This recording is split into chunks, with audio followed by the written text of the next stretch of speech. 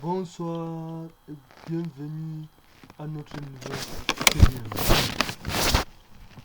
Aujourd'hui, nous allons utiliser l'environnement, la bibliothèque OpenMP pour pouvoir donc faire le produit de deux matrices. OpenMP va nous permettre de paralléliser nos programmes, car nous savons dans un programme d'exécution de produits de deux matrices, nous aurons besoin de plusieurs boucles. Maintenant, avec OpenMP, nous pouvons faire que notre algorithme soit exécuté plus rapidement qu'en séquentiel, en parallélisant nos différentes instructions. Pour cela, pour pouvoir donc utiliser OpenMP pour paralléliser nos programmes, nous pouvons utiliser plusieurs langages de programmation, parmi lesquels le C, le C10. Mais dans notre cas, nous choisissons le langage C.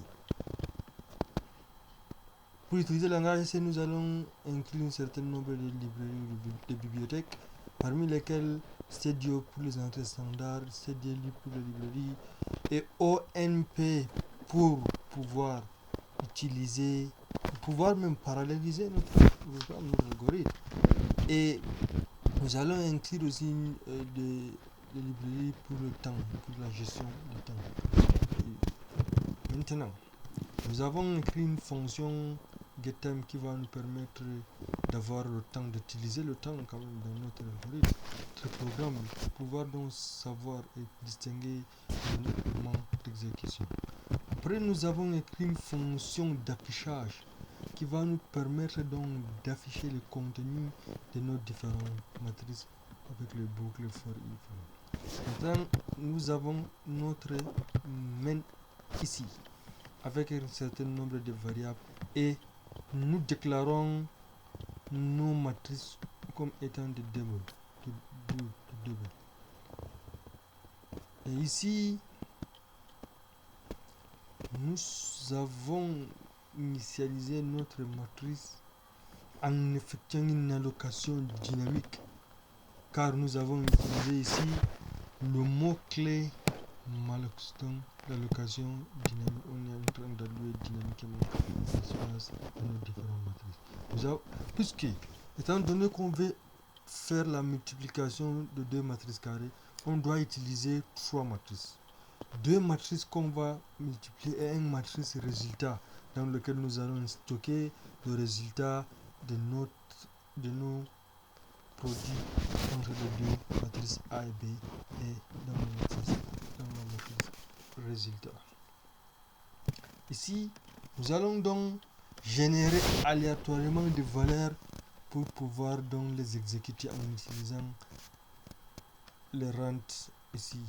Avec le mot-clé rent, ça va permettre d'exécuter donc aléatoirement des valeurs qu'on doit utiliser pour pouvoir donc tester notre algorithme. Ici, nous sommes en train d'afficher le contenu de notre matrice A, car nous avons écrit une fonction affichage qui permet d'afficher le contenu d'une matrice. Donc ici, nous appelons seulement la matrice, la fonction affichage sur la matrice A, donc le contenu qu'on doit afficher concernant la matrice A. Et c'est la même chose pour la matrice B. Maintenant, nous avons appelé notre fonction getTime pour le temps. Et ici, c'est la ligne qui nous permet donc de paralléliser notre programme. Ici, on parallélise la boucle for si que nous constatons qu'il y a plusieurs instructions. Donc, nous avons 1, 2, 3 boucles que nous allons paralléliser deux d'entre eux. On parallélise la boucle for avec le nombre de threads ici, avec le mot-clé num_thread qui est représenté par NB, donc le nombre de threads. En utilisant les compteurs contenus dans les boucles que nous parcourons avec J et K. Ça veut dire quoi? Ça veut dire que nous allons donc exécuter J et K en parallèle pour pouvoir donc avoir calcul. Puisque ça peut prendre énormément de temps, l'exécution de ceci, si on était en programmation séquentielle ou bien en exécution séquentielle, il est primordial de rappeler qu'on sera ici à l'ordre de n cube. Or, maintenant on peut exécuter seulement dans des threads différents. Et ici, nous avons donc la ligne qui va permettre de faire le produit de nos deux matrices. Car il permet de faire une lecture linéaire de nos données contenues dans nos différentes matrices, la matrice A et la matrice B. Après donc avoir obtenu ça, nous appelons donc ici afficher le contenu du matrice résultat, c'est-à-dire le produit de la matrice A par la matrice B.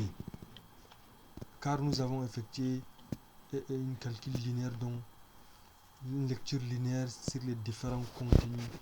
Et ici, nous affichons donc la matrice résultante et nous libérons la mémoire car on avait fait une allocation dynamique par le mot-clé free. Free permet donc de libérer l'espace qui est occupé matrice A, matrice B et résultat.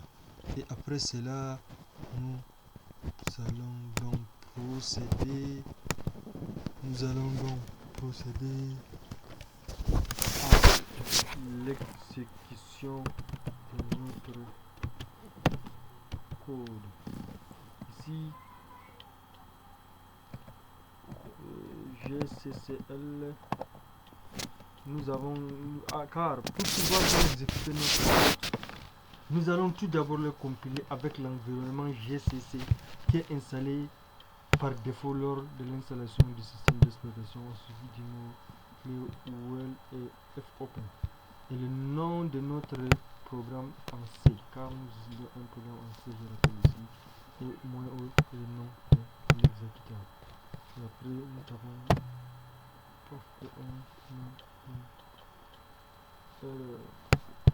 on a une erreur, pourquoi? Parce que tout simplement nous ne sommes pas dans le même répertoire que notre programme que nous voulons.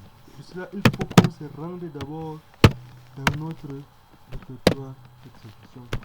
Puis nous exécutons notre GCC dans une compilation de compiler. Et on voit un warning.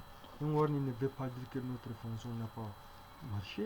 Ça peut être un certain nombre de problèmes moins importants. Ça veut dire que la fonction quand même a réussi et la compilation est réussie. Et là, comme c'est un programme en C, nous allons donc l'exécuter en écrivant le nom de notre programme pour la multiplication des matrices de POP. Nous avons donc ici l'affichage de la matrice A avec ses données, première ligne, deuxième ligne, troisième ligne. Car on avait défini trois lignes et trois colonnes. Nous avons des matrices carrées ici. Nous avons donc le produit de nos deux matrices. Nous vous remercions donc de votre attention et à la prochaine.